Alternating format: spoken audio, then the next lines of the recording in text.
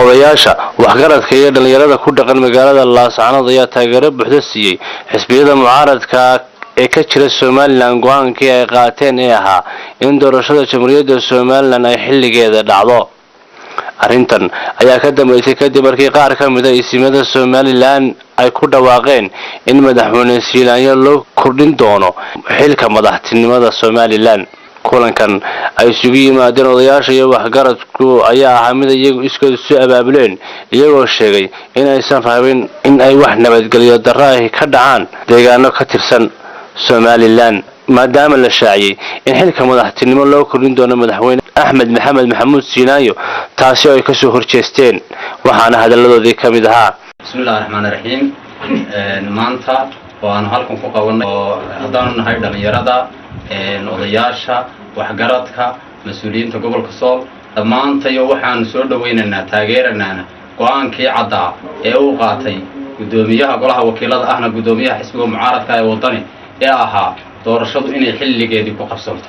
annagu hadaan nahay dhalinyarada gobolka Sool waan taageeranaa waana soo dhaweynaynaa go'aanka cad ee uu qaatay gudoomiyuhu kale waxaan soo dhaweynaynaa go'aanka ay ku taageereen xisbiga wicid isna taageerada buuxda ku siiyay inay doorashada xilligeedii ay ku qabsanto aysan dhaafin dhamaantayo saasaanu diyaar u nahay inay doorashada xilligeedii ku dhacdo waa go'aanka kama dambaysta wabillahi tawfiiq bismillaahir rahmaanir rahiim halka waxaan ku fadhinaa waxgaradka gobolka Sool dhalinyaro iyo waayeelba waxaanu shirkan u qabanay ama aanu abaabulay inaanu ka hawlkayaga siyaasadeed ee doorashada Soomaaliland waxaanu leenahay doorashada Soomaaliland waa inay ku dhacdaa horta muddadii dastuurku sheegayay ee taymka uu ahaa waa in habeen iyo saacad dhaafin saacad habeen daayo saacad wana dhaafin waxaanu leenahay dadka warwareejinaya inay dib u dhacdo doonaya inuu bilo ama sanado sii haysto inaan inta ummadda ay ku fadhiyeen xamar iyo dhulka loo yaacay doono waxaan u soo jeedinaynaa xukuumadda Soomaaliland madaxweynaha iyo dhammaanba wasiiradiisa in doorashadu xilligeedii ku qabsanto inay sharciga iyo dastuurka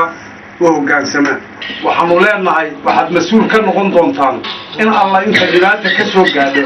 iyo wax alla wax dal ka dhaca wabillahi tawfiiq waxaanu leenahay haddii aanu nahay gobolka Sool odayaashiisa iyo dhalinyaradiisa iyo waxgaradkiisa marka ugu horeysa waxaanu leenahay doorashada ku dhacdo si xaq iyo waqtigeedii aan saacadna ka horeyn saacadna ka dambe go'aankan ay sida wadajirka u qaateen xisbiyada mucaaradka ayaa ah mid lama taabtaan ah Ali Yuusuf Ahmed TV-ga caalamiga ee Kalsan Laascaanood.